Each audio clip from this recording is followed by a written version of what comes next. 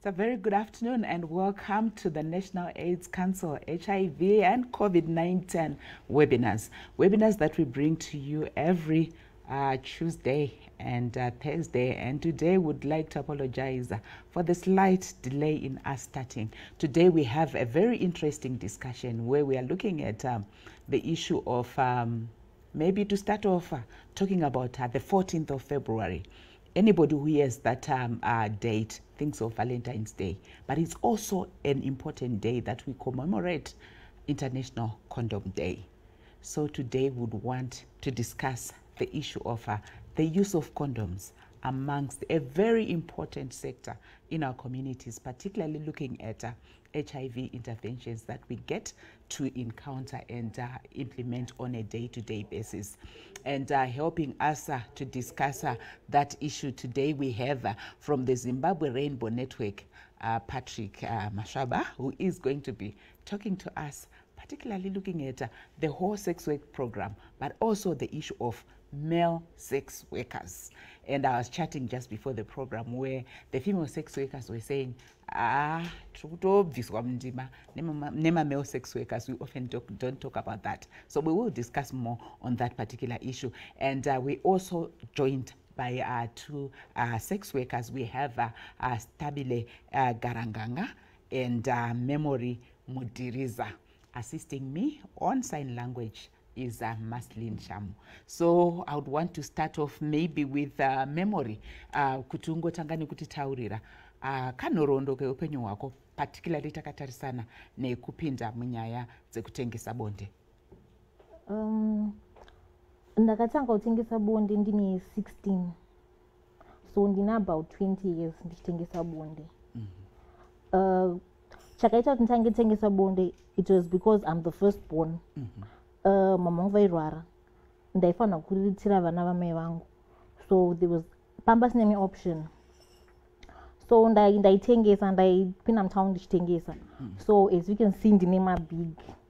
So ndaitengesa mashops. Mamune varungu, ma-Indians. So ndo zvakandiita kuti ndizotanga kutengesa bonde. Because vaikutanga kundioffer mari for my pics and kuti vangobata vangoita you know kuti varungu nema-Indians they like my big breast. So ndo zvakaitwa nditange kutengesa bonde. Vandatoona kuti it was very easy for me kuti ndikwanise kuchengeta vana vamai vangu because ndandakwana mari kuti vaendewo kuchikoro tidye mumba and zvanga zvaya a bit easy because tanda kukwanisa kurarama. Stabile yako nhoroondo yakamira sei? Chakazoita kuti uti ndakuzvipira kuti ndakutengesa bonde? Ini ndakatanga kutengesa ndine 17 years. Ndichienda kuchikoro.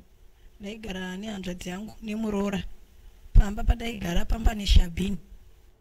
Saka kuti ndichienda kuchikoro zvakunetsa. Nekuti ndaingogara ndichingopihwa mari every day. Saka ndakatoona kuti zviri nani hangu ndisiye chikoro. Baba ndaita mwana ndine 18 years. Saka ndo life yandakangononge iri nani. Pane kuti ndiende hangu kuchikoro. Sei wakona unga zviri nani? Zvainakidza ungati chii changa chichinyatsoitike papa? Nguva yacho ndaiona zvichindinakidza. Okay. Patrick, ndouya kwauri maybe as a start off, we've heard from the two ladies who are sex workers, but maybe let's define sex work. What exactly is it? And who is into sex work when we are looking at the Zimbabwean sex work program? Thank you so much, Tari, for that question. My name is Patrick Mashaba. I'm an advocacy and communication officer at Zimbabwe Rainbow Community. Sex work is it comes in different ways. Actually, someone can even have sex with someone for the sake of having even a 10 kg of mimi, the sex work. Then someone can also sleep with someone for the benefit of money, the sex work. So sex work comes in so many different ways. And we have the issue, before we started the program, we were talking with the ladies, and they were talking about men who are actually involved in sex work. Maybe just share with us in terms of how men are actually doing it in sex work, what really happens, because oftentimes when we hear of people who are into sex work, in Shona vanotengesa bonde, usually we just picture ladies, and that's why we have people talking about ladies of the night and coming up with all these terms. Enlighten us more in terms of male sex workers. Actually, men have been selling sex from long back, but Zettersi came up as a way to advocate and to represent those men who are selling sex in a way to empower them. So men have been selling sex from long back. They're selling it to who? Varume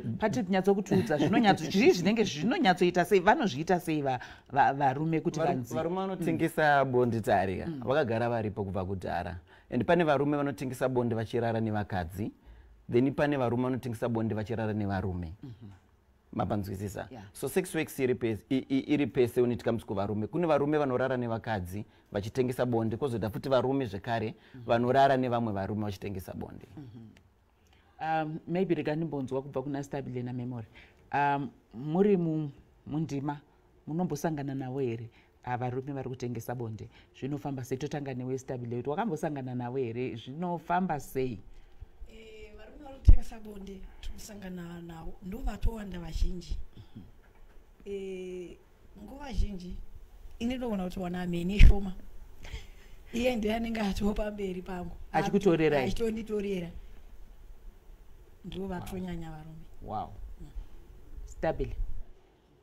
Varume vakutengesa bonde ndo vatowanda, and vari kuita a lot of money than us, cause varume vari kunze uku vamwe vacho they don't havazvibuditse pachena kuti they also want to be with men. So plus ameno pane kame kanenge kaungonakidzo so for a man to be with another man.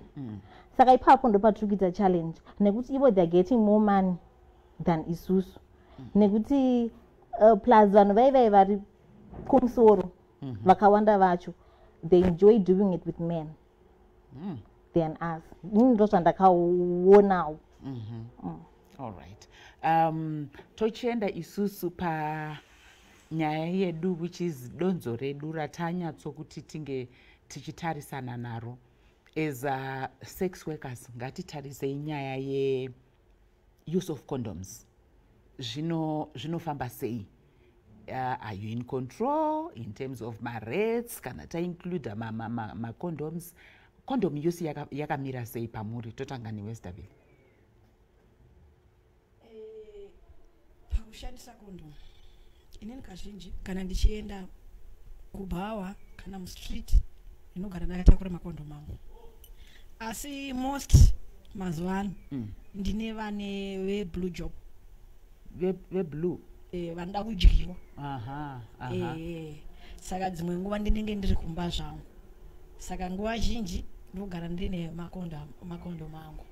Unenge uchivadyira kupi apa? Mumba. Vanouya kumba kwako? Dzimwe nguva tikasangana kubhawa mumota.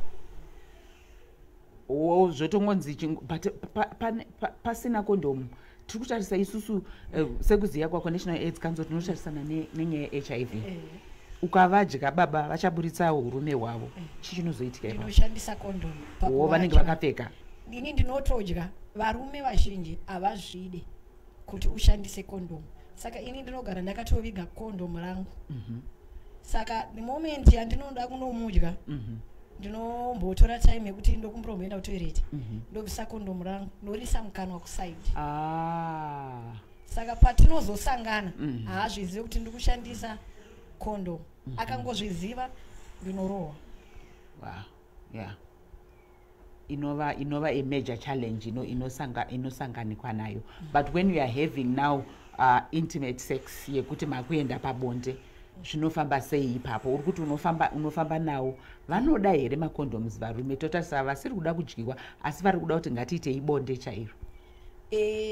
Havasi vese varume vanoda kondomu. Kune vamwe anorida kana ndasangana tikaenda kushort time mumwe ndini ndinotomupfekedza mumwe ndokumugona kumupfekedza maviri kunyanya kazhinji ndikaenda kumamaini semakorokoza havatobvumi kondomu. Saka ini ndinoona kuti ndidzivirire utano hwangu ndinopfeka rechikadzi. Saka kune vamwe vasingadi akangozviziva chete kuti iwe wakapfeka ndochekwa nebanga.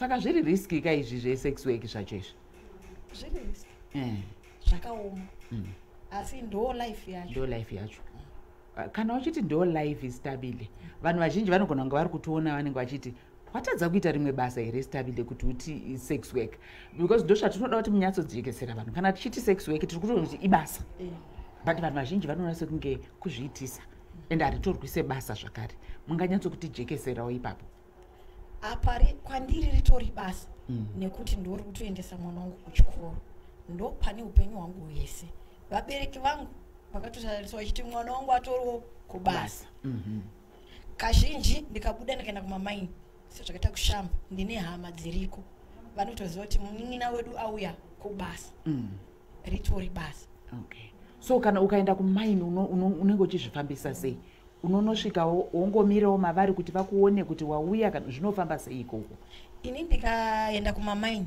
kune mabhawa okay dzimwe nguva kune dzimwe nzvimbo dzisina mabhawa ndinongoenda ndotanga zvangu kufamba mune vamwe vanhu alright memory simbonzwa iwewe in terms of nyaya yekushandisa dziviriro kana muri kuenda pabonde atinoti muchirungu macondoms iwewe from your own experience ungatitsanangurira zvakamira sei ndongotanga kutaura ndichingotsigira my partner kuti like nini I'm proud to be a sex worker because kuna nurse kuna lawyer munhu wese ane profession yake saka inini I'm just proud to be a sex worker saka handimirire mumwe munhu kuti andidzikisire kuti ari sex worker because for the past 20 years I've been surviving ne-sex work iyoyo and panyaya yekushandisa macondoms like tine machallenges atinosangana nawo like mazano zvinhu zvakaoma pane mumwe munhu anotokuofa mumani kana uchiita unprotected sex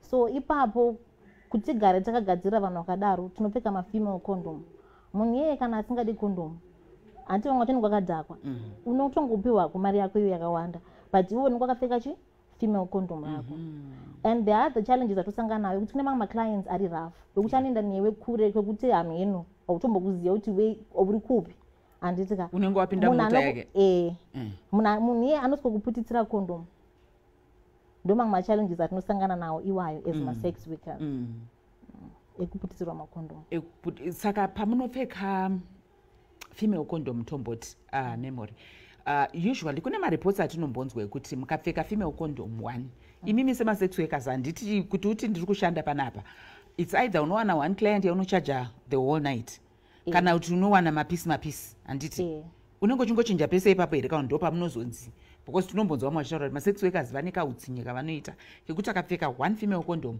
mune makungonyika imomo mese muchingopinda ipapo asi vanhu vanoona utsinye hwedu ma-sex workers asi vavawodo hwavo utsinye hwavanotitira senge kuputitsirwa condom kana kuti munhu wokudza kuti panapa ina handisi kushandisa condom asi unenge watomudza kuti no condom no sex but anogona ngokuchinjira just because uri mumba make you cannot do anything asi mazuva anogona kusongomuchidzira nekuti shamwa achiro ndichihure zvangu but I know my rights mumwe munhu anozongotya hake papo but isusu tinochinja macondoms tinochinja would you then say kuti ukatarisa vamwe venyu muindustry menyu imomo vanhu vese vari kunyatsoziva the correct and consistent use importance yacho yekuti correct and consistent use of condoms kuma-sex workers iripo here vanhu vese vari kuziva here kana kuti pane zvimwe zvinoda kuitwa kuti zviedze kugadziriswa or even iyoyo yekuti uti maybe mumwe akatomirapo iwe wapedzana uyu John akamira adoda kupinda uchabvisa female condom yeka unongototi because vanhu vanenge vadhakwa senge kana aenda ubhawa toda kuti ngatitaure chokwadi madzimai reality chaiyo chaiyo kana wakadhakwa tiri kunyeberana mazaoda kuneba drugs ipapo some of my colleagues they're doing it kuti anongoshandisa that 1 condom iroro but izvinozvi nemaorganizations ariko mazuva ano tane knowledge tiri kueducatwa every day importance yekushandisa condom kukosha kwakaita kuti uramba wakachengeta status yako and mazuva ano mahure mazuva ano tangwara because urere se mazuva ano riri pamushonga it's either uri paart or uri paprep so munhu wese udaramba uchingochengeta status yako saka isusu we are now using condoms Patrick Interesting conversations here. Your response to that in terms of kunema organizations akawanda, and you are one of those organizations in terms of empowering sex workers, be they male or females, in terms of correct and consistent use of condoms. Murukuzvifambisa sei? Just to draw you back, Tari, to what my sister said. Tari, sex work is work. Yeah. Sex work is work. Whether people they say it's not work, but sex work is work. It's whereby somebody gives a service to someone, and someone has to pay SP agreed. Yeah. On that question, as a Zimbabwean community, we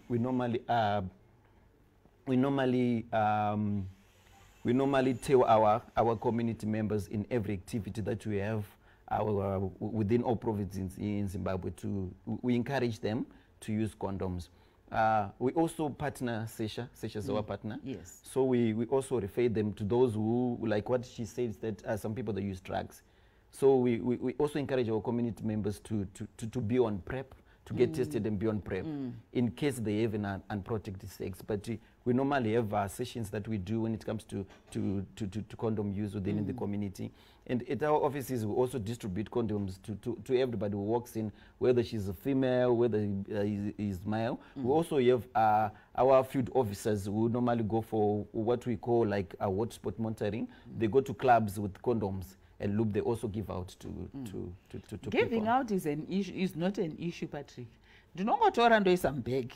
The issue is in terms of using them, especially my clients ndo vanenge vauya kwamuri handiti ukudirwa fizi yomwana. Yes. Like today hapana get pass mazono mwana apinde pachona pasina get pass kwa ya client ida ku offer 200 pasina condom. Do ma challenges atosangana na ma sex workers kuti you be like desperate.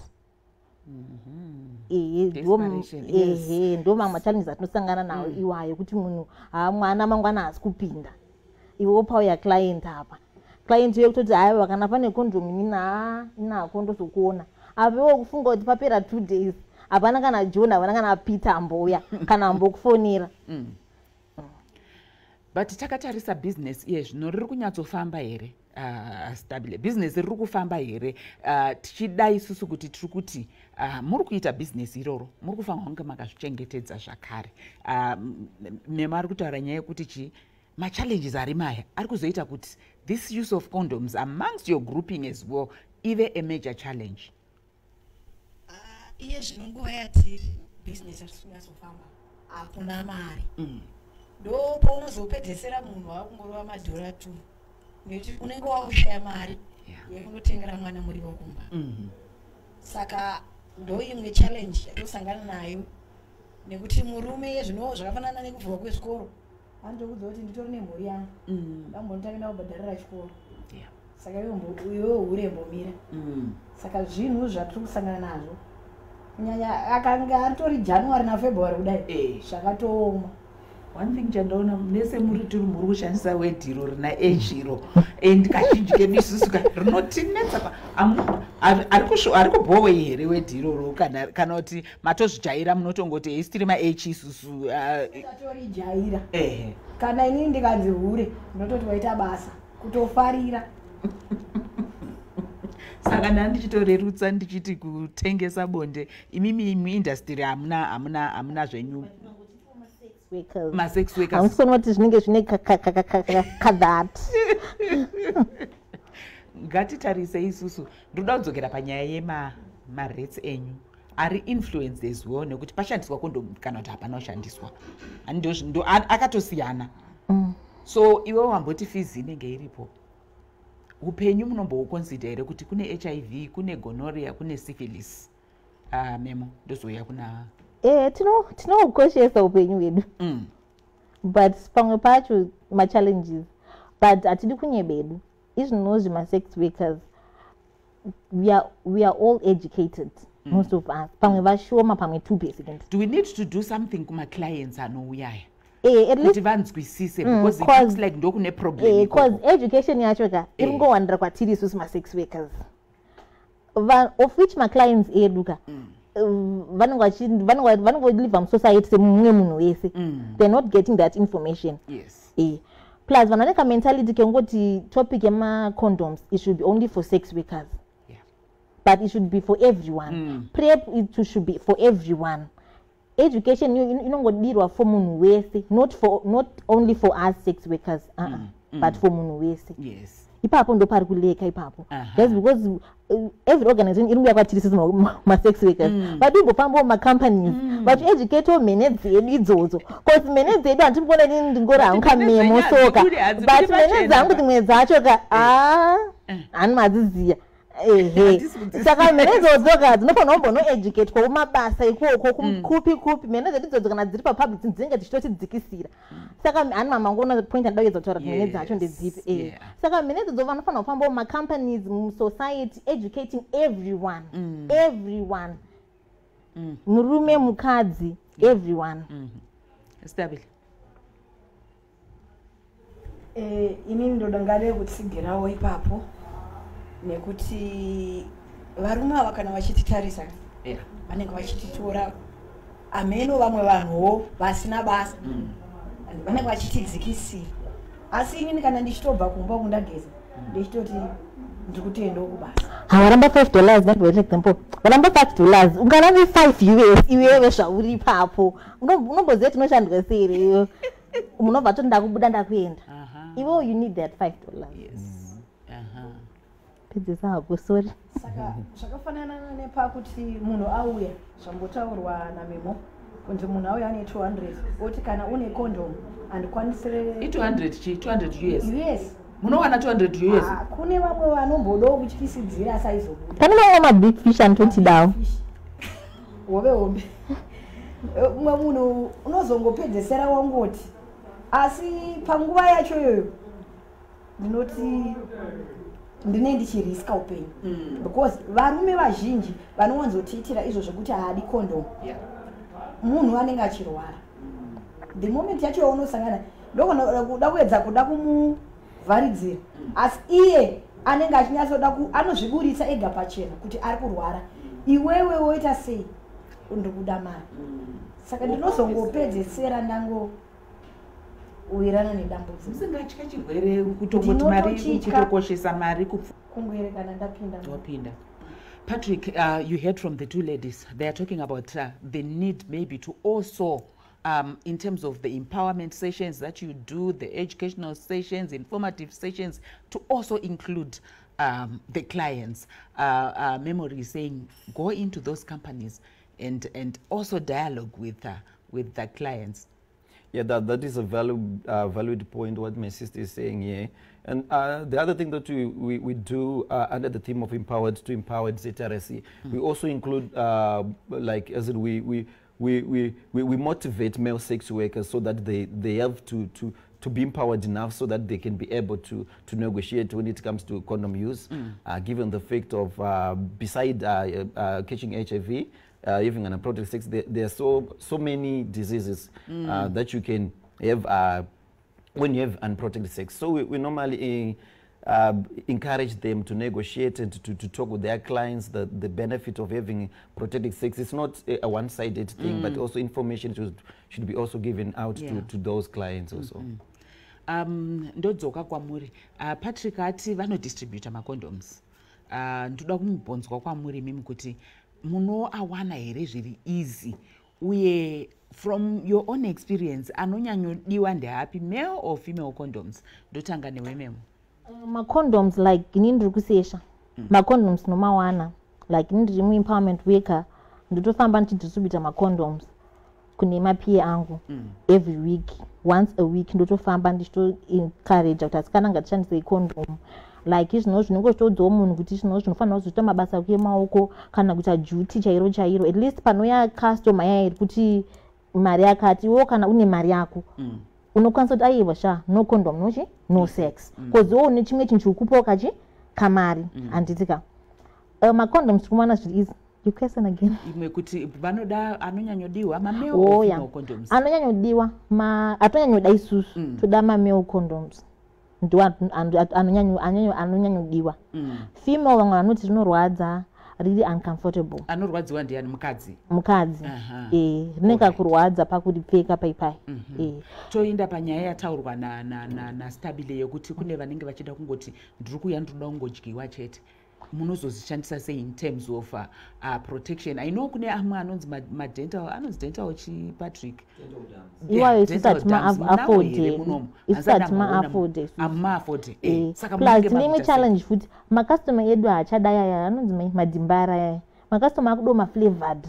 Sengati una tipinda akangonaka aiwa iwe manje kuti ugara usina condom azvite because customer akatongoziva kuti hauna andofara kuti zvaita zvaita saka vanhu havachanyanyodowa yaya vanhu vakudowa maflavored like mabanana strawberry ekuti vanenge kameka scent and even inini kana ndichisaka munhu handitika ndomupfekedza even male condom iroro ndoita hangu basa rangu ndakaita sei kune mamwe maclients anotobvumawo ko vanenge varamba munoita sei?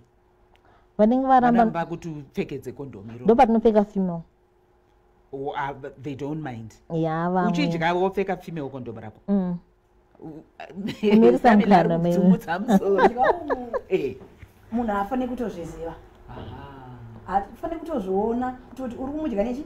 Condom. Inini ndinofana kuzviziva ndega.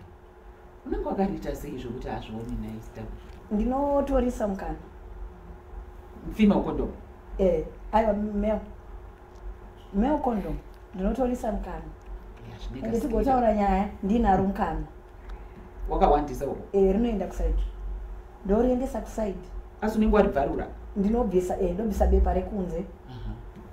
Zengo yanenda kundodya. But male condom rine shape yenhengo yemurumeka. Saka iwe ndinotoriseta. Kuti nguva yandinosangana naye pandinondomudya rinobva rasingogara zvakanaka. Kana iye akangoproduce ndinotoribvisa ndotoriruma ndoribvisa ndesa pasaidi kuitira kuti urume huye usauye mukana wamangu. Pese are you sure kuti kana pane pamwe pazvinozombopainda? Ndinotofaitira kuti ndione kuti ndinaro nevamwe venyu. Remember imuri kurepresenta ma-sex workers. Isusu kune mamwe mapiye edu. Kune imwe inonzi permanent kana kuti regular. Apa tuchari reality handiti.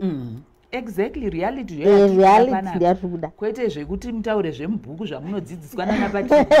Ndozvazvo because ndo patinozopedzisira takuti Patrick ari kuti tavapa makondomu ese but STIs ari kukwira. HIV infections ari kukwira among sex workers. Female condom tikuzora Brazilian kuti nyasoita cobra futi. Anti muri kuona. Saka zvinenge zvichifamba sei enda akomberi. Kana une most of atitakamira munhu wese. Some of us kana tichita like kusaka munhu blowjob atishandise macondom like regular yako. Unenge uchingoti this is my regular. Womedza zvako. Unosvipa. Mumwe anoda kuti umedza anobva ati kutondisema. Maregular achanenge ari mangani naimimo? Because regular imimi hamuna maregular. Handikuna na baby daddy. Pamwe ana baby daddy 4. Because when ndine mwana ka number 1, number 2, number 3. Ana baby daddy vai 4 maregular. Hey. Saka mukona risk yacho yenyu imimi pachenyu. Munotoiona asi muchingoningirikira chete. In terms of my HIV status, munozvifambisa sei? Imimi kuti muzive status yenyu, do you get to test? Are you on treatment? Munozvifambisa sei ipapo? Like isusu yedu like kusesha like mazano tukupa ma self test. Ekuti munhu unoitawo self test yako and we are encouraging everyone kuti munhu anenge ari pamushonga like reality chaiyo yandataura condom it could be used or not. Saka munhu kana uri pamushonga wako unenge uri bit safe. Pa HIV chete. Stabile.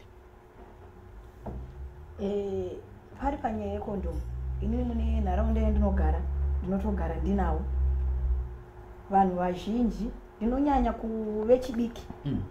Vana vechidiki vari kunyanya ndo vatinonyanya utyira. Vechidiki vapi vari kudivi vasikana vadiki ndo vatinonyanya utyira. Saka munzvimbo yandinogara ndinotofamba ndinawo ndichitopa nekuvadzidzisa kuti kunopfekwa kondomu, kunopfekedzwa munhu kondomu. semi sex worker andimirire kuti ndimu iye apfeke ega nekuti anondibvarurira ndinoda kupfekedza ndega nekubvisa ndega nekuti murume kazhinji sesima sex worker avationi sevanhu anenge ada kungondiitira utsinye nguva zhinji. Murume uya ikoko akuya futi achida kuita utsinye apa achida bonde ipapa anenge achida bonde haadi condom. Saka ini pandinomunyengetedza ndomupfekedza condom ndofanira kutoona kuti ndamupfekedza zvakanaka iye hafaniri kutobata nekuti akadzimara abata anondibvarurira. Ndinoda kuchengetedza utano wangu. Todzokera panyaya yanga ichitaurwa naMemo yemadhimbare kunzi maakuda maflavored condoms, but we definitely know kuti they come at a cost. Mabanana, strawberry, ndichazodzoka kana Patrick kuti in terms of my interventions zviri kuitwa, because last time patati panapa tachitaura nevechidiki zvakare vachitaura kuti aya madhimbare aya anonhuwa, sometimes unenge wangobiridzira vabereki vakangodzoka mumba vanotozvinzwa kuti hapana papaitika scandal panapa, because rinobva razara mumba mese vachingotaura semumessage yamuri kutaurayo kuti vanodawo maflavored instead of madhimbare. Zvofambiswa sei izvozvo nokuti madhimbare maflavored haana kuchipa? Ipapo tinotoitawo chichemo seni ndinofarira blowjob. Ndinotofarira ndo mhene dzangu zhinji, saka inini ndotoda flavored, ndinototi zviri nani hangu ndiburitse mari yangu momwe ndinotenga nekuti aya madhimbara rinonhuwa rinomisa moyo mukana. Saka ndinototi zviri nani hangu plus rinonhuwa iye anotozvinzwa kuti uri kurishandisa. Dhimbare but anogona kunzwa kuti paita kabanana kari kunhuhwira pana pakastrawberry zvinenge zviri right. Saka wati iwe unofarira blowjob rinokunakidza kana kuti ndo zvaunotongoti ndo inonzi chii zvandakaspecialize in ndo mhene zhinji dzandinosangana nadzo. Vanotoziva kuti kuna stabile ndo kwachinorohwa chakatsva. All right. Patrick, in terms of the type of condoms, what we have in the public sector versus what maybe the majority want, how do we address that? Because it's just not sex workers, even young people. We had them a week ago and they were still saying the same thing. Yeah, thank you so much for raising that. We have been having challenges within the community. Members are complaining about the condoms, the one they mentioned, the Panther one, the Dibare one. But at the moment, there are so many condoms that are coming in, even though they don't have that flavor, but they've got a different smell. They are better to use. So we normally talk with our partners, the ones that gives us condoms, and the ones that we work with, so that they can be able to bring different condoms. Yeah, so we normally take down the notes, then we also have the messages and the reports that we also submit to NAC when it comes to condoms, and with a table of content that will be explaining how many condoms have it distributed and what was the reason and the reason why people were not taking and people taking. So we are encouraging the service provider to bring more different condoms than the ones that are there. Ndoda kumbodzoka kwamuri imimi muri vaviri. Ndoda kumbonzwa kuti in terms of mafamilies enyu vanenge vachiti nenyaya yebasa renyu. Ndiseni vabereki vangu vaigumbuka, asi iye zvino vatojaira nekuti ipapapa ndinomboita nguva yekuti vanombouya sehanzvadzi dzangu dzinomboda kundirova, asi ndoudza kuti hamundibhadharire mwana chikoro, ndobhadhara ndega. Saka ndisiye ndiite basa rangu. Apa makaritanga muri vadiki mese zvenyu? Hamusati maneta? Tachembera. Ndo pamunozoneta. But ndoda kumbobvunza kuti unoita mafeelings here kana kuti unongoti ndiri pabasa? Atiite mafeelings. Nokuti ndezvebasa. Ndikada kuita mafeelings manje. Time. Tinenge takachajana zve1 hour. Inini mafeelings ndinoenda kutoda kunakirwa zve the whole night. All right. Memo. Maybe tisataenda kuna Memo stabile. Une vana? Ndaive ndine 2 ndasara ne1. Okay, 1. Saka wawinaye mwana anoziva kuti mama anoita basa rei here? Anotoziva kuti mama vanenge vari pabasa, vaenda kubasa. Kana masikati Anoti aswere mumba ndozoti mama vane vanhu vanosangana navo vanoyapa vanogona kuyapamba vanoyapamba vachivatsvaga pamba. Mwanai mwana wako? Musikana. Ane makore mangani? 9. Haufungi kuti achazopedzisira aendawo nzira yako iyoyo? Would you want your daughter to be a sex worker? Inini ndinenge ndisingatodo asi nenye situation. Dai ndaive ndine wekusira mwana ndaimupa. Manje nekuda kwesituation ndine ndisina wekumupa. Saka ndinotongoti hapana ikutamba.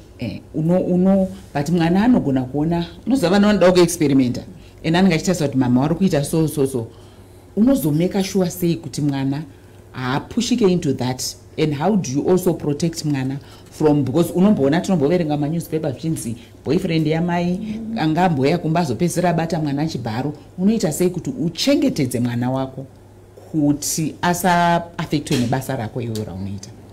Dzimwe nguva zvandinoita kana ari semaskati anenge aenda kuchikoro ndinoti zviri nani ndimubhadharire maleseni odzoka kuma4 ndoswera kana ava manheru pane dzimwe nguva dzandinoona kuti idzi hadziite kuti mwana aramba ari muno mumba ndinomuendesa kumba kweshamwari yangu.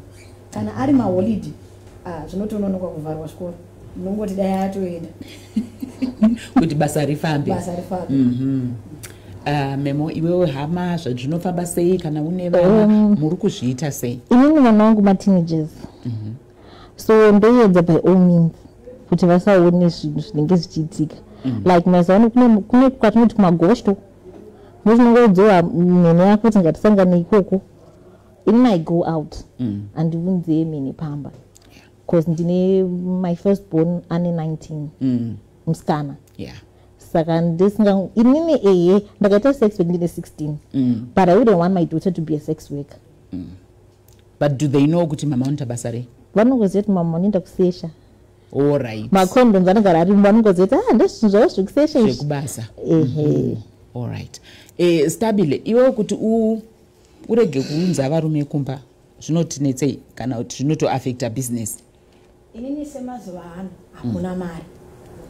Saka ndikada kuti ndiende kuloji ndonobvisa $5 indosara ne5 ndinoona zvichindirwadza. Muri kuchaja mari? Dzimwe nguva ndinombochaja $10 pechi pehour. Okay.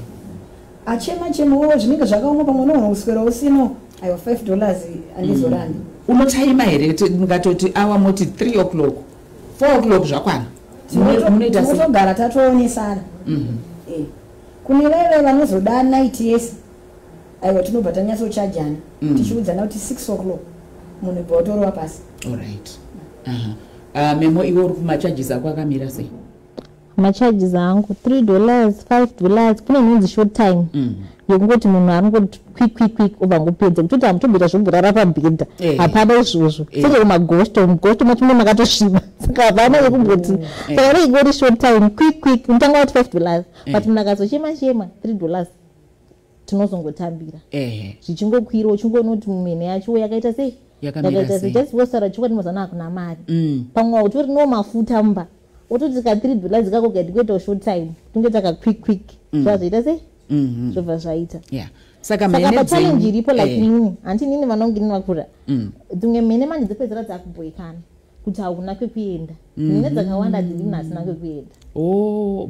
Vanoda kuti sezviri kuita mustabile kuti mari yeloji anditika saka ndopatinoenda up tangoita rooming yedu like tobhadhara rent like izani togara kugate anditi tongobhadhara pamba patinongobhadhara muchienda ipapo uchienda hako ipapo nemaclients ako. Vanhu vepamba ipapo vanenge vachitoziva kuti muimba iyi ndeyebasa inenge iri yemunhu 1 haisi yekuti vanhu 2 vari kusheya. Tokunoshare. All right. Toshare rent tongoti kana ichita 30 toshare 15 okana tiri 3 10 kwakuchimeka sure kuti maita timetable kuti iwo kana ndine munhu iwo mbomiro nechimunhu changu tongoti techimunhu ndoveta tinovidzaka ndikuende nechimunhu changu unobva tabo iwendo wako. Yes. Ini ndinowanzoti kana ndikaenda kuri kumamaini hakuna maloji. Zvatinoita tinoenda mune room tinoita yekudimburirana neketeni togona kuita 4 muroom. Komese kana mukaita maclients hapana anoconcentrate nezvemunhu ine mutori neredio iwe ita yako yauri kuita chandiri kuda inini mari. anti mungachikoti ndangaite client mungarava neclient yake anti kune inonzi Twosome kune threesome saka zvemunhu ane client yake ukoko hazvinoinewe iwe uri kumainda your own business yeclient yako. Patrick. Yeah. Your very interesting. Yes. They want Twosome, threesome. I don't know pizza. But vanenge vari two ndiyani vakadzi kana kuti vakadzi vanenge vari two. Like my clients amazana vakunyanya new sex workers vane about 16 19 years just because ivavo ka vana vadiki vanenge Twosome, threesome until they're still young they want to experiment. Ngatitaure ipapo Twosome iyoyo akapedza nekondomu rake muna ana akuenda kuna posha anobva achinja here munozviita sei? Twosome anti andisika Twosome mumwe ari kuita zvake handitiri tu handiti mumwe ari kuita zvake mumwe ari kuita nyatsoexplaina Twosome toita sei.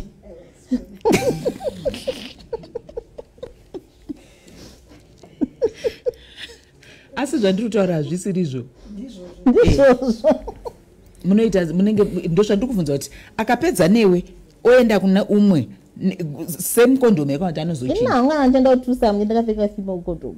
Okay. Because hapana munhu paachamboti hatimuri tu paachamboda kubvisa kudai saka it's just widespread akodechi. Saka imi hamutovhunduki zvokuti abuda umu kana kunzwa kusema alright kuti abuda umu wodzoka umu wachidai muchingochinjaniwa ipapo. Kusema ndinosema asi ndiri munhu ndiri pabasa plus indenyazoti ndakapfeka rangu kondomu saka handina chandinombovhunduka nekuti handina chandikusangana nacho. Okay. Nditori pabasa pangu. Saka Twosome apopula. Twosome ndoakunyanyodiwa nemhine mazana. Saka imi motosangana muri two moti nganhande tiri two. Handi kune mamwe maclubs ekuti kunoto like kune function right function yobva tidedzwa isusu ma-sex workers ndokuwaunonyanyona mhine koko motoziva kuti nhasi tikuenda Twosome ini naningi nhasi Twosome. Patrick, the risk to HIV, STIs. Yeah, actually, it's the same with the male sex workers community. They are having foursomes, they are also having sixsomes, they are also having sex parties, they are also having eightsomes. But as an organization, we encourage people to always use condoms and to stay away from drugs. And also we encourage those people who you're talking about the use of drugs. After you asi munenge makarova zvamunenge makamborova here because so we have some community members who even come to the office with an STI. They can describe we had 8some. I went to this party, we have 6some and other stuff. Then we had drugs before we had sex. So we normally encourage our community members, those are the male sex workers, not to use drugs when it comes to sex because it affects their decision of negotiating when it comes to condom use. And this is the other reason why we are also pushing for PrEP, so that people will be on PrEP in terms of if they can have that risk of just getting into 8 or 6 times and having unprotected sex. With men, it's anal sex, eh? It's anal sex, and also there are also the other male sex workers that engage in foursomes with women. Okay. Hey. So it's both sides. It's four sex, 4 people in a room. There might be women, there might be also men. So the foursome and the eightsome is just women and men. It's also women and men. And psychologically, from the work that you are doing, how does it affect the women psychologically? From what they were saying, we are kuita zvaari kuita, we are kuita zvaari kuita, and we know manoizes anoitika panenge pachiitika all those things, and they are saying hauna basa nazvo zviri kuitika next door, you concentrate on what you are doing. Actually saka panoda noise stereke, saka uyu ari kuita noise, uri kuita noise, uyu achiita noise. Panoitwa neme client notokuti ukasatita noise musiyo anotokudza kuti ish ko asi mwangu wakawandirwa here nhasi plus kumbene izi kutoti abudise mari ndinotoshedzera nemutupo nemutoti ibude yakawanda Then when it comes to foursomes and sixsomes, it's not only men who are having anal sex. There are also male sex workers who sleep with women, and the women will be also paying to get anal sex. So as an organization, we encourage our community members to stay away from drugs and also to get texted and be on PrEP. Yeah. Issue of drugs is Patrick amongst the sex work community. Could at least because for the moment, one try to two over to could that is a true. Because can I will cards up with you? Sagamun with the sign my first days in the pony tango out with that with. Because pressure training girl and this. But not it. Second room to be tending you hour. Can I put a song budget? Can I go over? Kundo kuti zvizo ako inozonyatsobuda here papa kana ndope kuzoti aucha aiwa inobuda inini handisikurova zvokuti ndidhakwesteri ndikurova zvokuti ndibvise nyadzi semunhu ndiri pabasa rangu nine kutogara ndine simbi dzangu asi young sex workers tochema zvekunyeba zvako oh my god baby you're the best I've heard it many times, but so baby you're the best, baby ish like this, baby keep on doing it, oh, but I'm coming. But sure, baby, sure.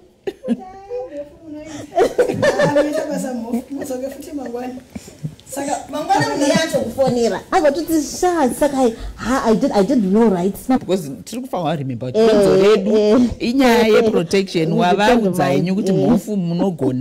the best, but bottom line is the use of condoms.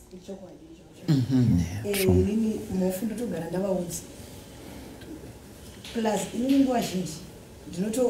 kana ndatobata mene yangu kuti aiwa nekondomu zviri kuenda zviri kufaya kana neni ndikashedzera nemutupo mangwana vakadzoka aiwa ndirabe dzimwe nguva ndiye anotouya akatomata kuri kuti aya asapera here ndauya nemamwe ndikutextera kuti ndikuya futi das apa iwo hapana kana chawakabvunzwa kana one and isusu manje takuziya kuti sei munhu uyu asiri kuda condom why because munhu chaichai ari negative chaichai anotokutya kuti sex worker ane maclients mangani but vanhu havazivi here nyaya yemareinfection yekuziva kuti even ndiri positive ndikaenda kune mumwe ndikanosangana naye pane reinfection vanhu vane mentality yekuti kana munhu achimwa ati yake zvakanaka haaspread unotonzwa munhu achiti kuziva kuti shani zvinda kwane mimene chichi but munhu iye kuziya ari pamapiritsi kwauri but anomwa zvakanaka asati ambodifuta saka ndakatiita zvakadaro saka hapana chandakaita kaini saka ndiri boo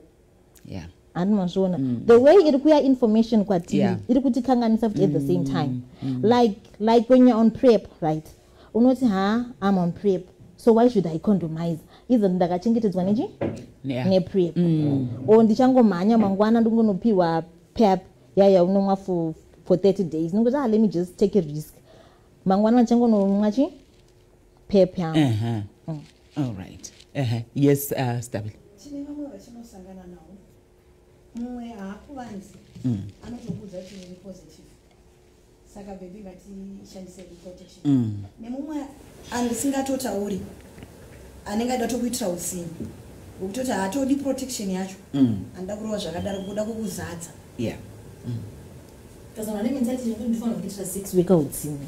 We're getting feedback on our Facebook page where we have Tinoita Peter Govinda Chikuni. He's saying, I think safe sex is about having a bag of options that speak to what you want and how you want to protect yourself.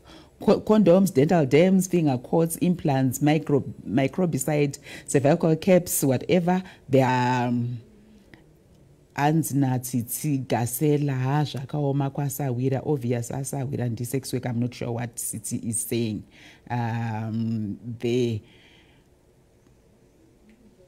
anzi vakutaura zvehomework yemwana kuti munozowana nguva here yekuita homework yekuti muitise vana pamunenge muchiita sex work Taura, you are a lawyer but you've got time for your kid. Uri nurse but you need time for your kid. Even if this sex worker, I also have time for my kids. Yeah. So here what you're trying to do is to demystify nyaya kuti vanhu vanotarisa sex work in a negative way. Ngokuti mwana wesex worker achafana kutukwa, mwana wesex worker asi munhu haana unhu. But no, mukatarisa vana vedu isusu vatoriwo vana vakatoitawo bhobho chaiye kutopinda vana vevanhu vachivavo vasiri into sex work. Yes. Okay. Tichitarisa isusu kuti taakuchipedzisa chirongwa chedu. Toda sexual encounter. It's important to use condoms, and especially when we are looking at sex workers, because from what you have said, sex workers are actually into sex work with someone's husband or someone's wife or someone's girlfriend or just another woman who might, or men who might not be in that particular field. It's someone who's coming to buy a service. So definitely when you're looking at your type of work that you do, riri kuitwa nevamwe vanhu ava vekuti mumwe munhu anenge achitotaura zvakaipaka wake wainaye ndiani. Inini ndinoda kungopawo vanhu mashoko ekuti even vakadzi vari mudzimbo kune muchiti educator, you should also educate them.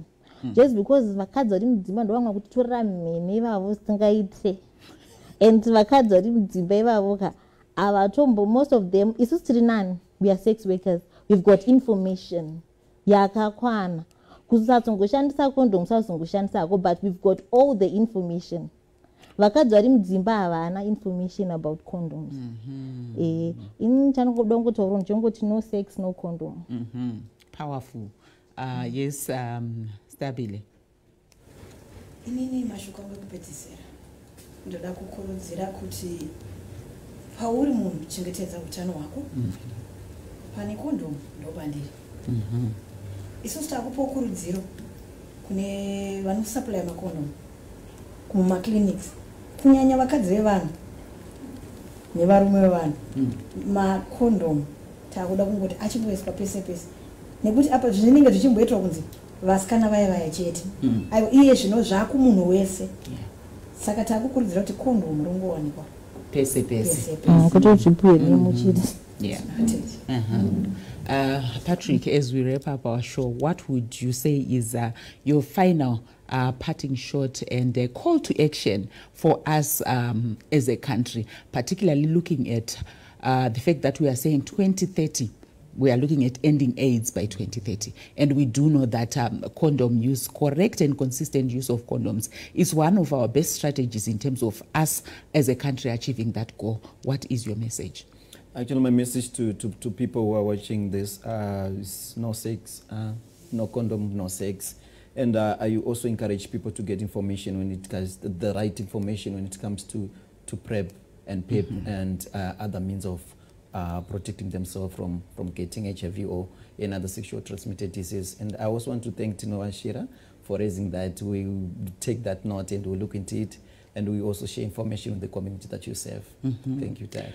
Definitely, that was our discussion for today, where we're looking at the use of condoms amongst sex workers and their parting shot, which is key messages that we should take note of, is the issue of no sex, no condoms. And as individuals, our health, we are in charge of it. And whenever you are indulging with anyone who is not or maybe we should just say when you're indulging with somebody, make sure you do use condoms, because even within the home, anybody can and has the potential to actually go outside and try it somewhere. So it's always important to make sure that we are protected, and also a call to action to make sure that condoms are readily and easily available. Let's always make sure we access the right information. We do know that information is the power to make a difference in our lives. Until we meet again next week, it's goodbye.